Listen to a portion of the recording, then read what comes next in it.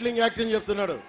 అది land titling act కాదు, అది ల్యాండ్ గ్రాబింగ్ యాక్ట్. ఇది మీరు కొంచెం జాగ్రత్తగా వినాలి.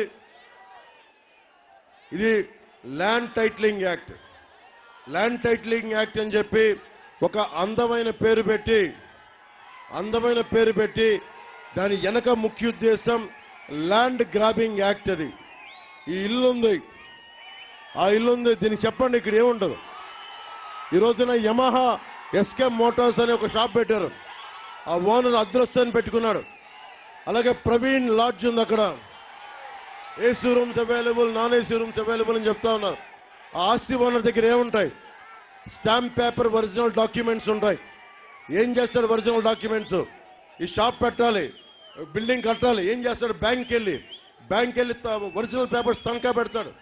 తనఖా పెడితే 2-3 లక్షలు ఇస్తారు. అప్పుడు ఇవన్నీ చేస్తాడు, బిల్డింగ్ పూర్తి చేస్తాడు. ఇప్పుడు ల్యాండ్ గ్రాబింగ్ యాక్ట్ మీద మన భూమి మీద మనకి హక్కు లేదంట. మనకి అన్ని మన మొక్కాన ఒక జెరాక్స్ కాపీ కొడతాడంట. ఒరిజినల్స్ వాళ్ళ దగ్గర ఉంటాయంట, ఒరిజినల్స్ ప్రభుత్వం దగ్గర ఉంటాయంట. మా ఆస్తి పత్రాలతో నీకేంటి పని? ఆస్తి మాదా, మీ తాత ఇచ్చిందా, లేదంటే మా తాతలు ఇచ్చిందా? మా కష్టార్జితమా, మా పిత్రార్జితమా? రేపొద్దున మాగంటి సుబ్బరామరెడ్డి గారి కళ్యాణి కాంప్లెక్స్ ఉంది నెల్లూరులో. ఆస్తి డాక్యుమెంట్స్ ఆయన దగ్గర ఉండవు. జగన్ గారి దగ్గర అది నానక్రామగూడ ఆఫీసులో ఉంటాయంట. ఆయన చెప్తాడు ఆ ఆస్తి మీదే ఉంచుకోవచ్చు అని. నువ్వెవడు చెప్పడానికి? నేనే చాలాసార్లు అవసరాలు ఉన్నప్పుడు నా ఇంటిని నేనే బ్యాంకుల్లో తనఖా పెట్టాను.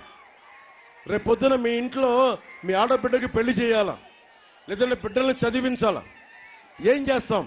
వడ్డీ వ్యాపారి దగ్గరికి వెళ్తాం, లేదంటే ఒక ఫైనాన్షియల్ దగ్గరికి వెళ్తాం, బ్యాంకు దగ్గరికి వెళ్తాం.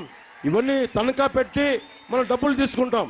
మన బిడ్డలు పెళ్లి చేస్తామో, బిడ్డల్ని చదివించుకుంటామో, ఏదైనా జబ్బు వస్తే వైద్యం చేయించుకుంటామో. ఇప్పుడు అవేమి ఉండవు. మీరు కనుక అన్నే రాంబాబు గారు ఎలాంటి వ్యక్తి నాకు అనవసరం.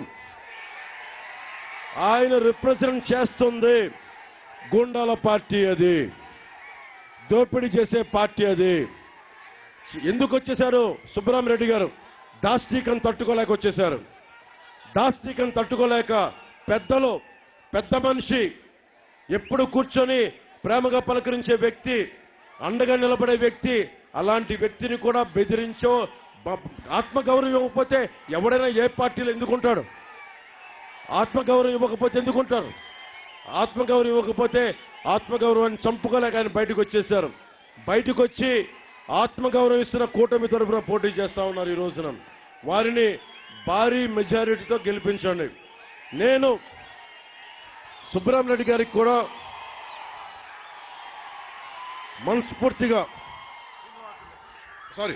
సుబ్బరామరెడ్డి మన శ్రీనివాసరెడ్డి గారికి నేను మనస్ఫూర్తిగా చేతులైతే అడుగుతున్నా.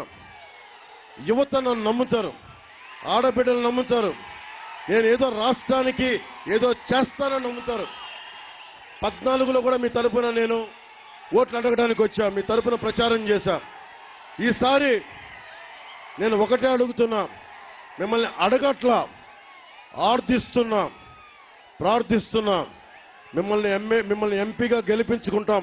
కానీ ఒక్క గిద్దలూరుకే కాదు, ఉమ్మడి ఒంగోలు జిల్లాకి మీరు అండగా నిలబడండి. అవసరమైతే ప్రధానమంత్రి గారితో నేను మాట్లాడతాను, కేంద్ర నాయకత్వంతో నేను మాట్లాడతాను. యువతకు ఉపాధి అవకాశాలు కావాలి, మహిళలకి వాళ్ళ కాళ్ళ మీద నిలబడగలిగే వ్యాపార శక్తి ఉండాలి, సాధికారత ఉండాలి, రైతాంగానికి సాగునీరు ఉండాలి, తాగునీరు ఉండాలి.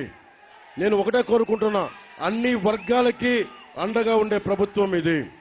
నేను అశోక్ రెడ్డి గారిని కూడా అడుగుతా ఉన్నా, మా నాయకులు ఉండి కూడా నేను కూటమి అభ్యర్థిగా మీరు ఉంటానంటే నేను మీకు మనస్ఫూర్తిగా మీకు మద్దతు ఇవ్వడానికి వచ్చాను. నేను మిమ్మల్ని 2 చేతులెత్తి కోరుతా ఉన్నాను.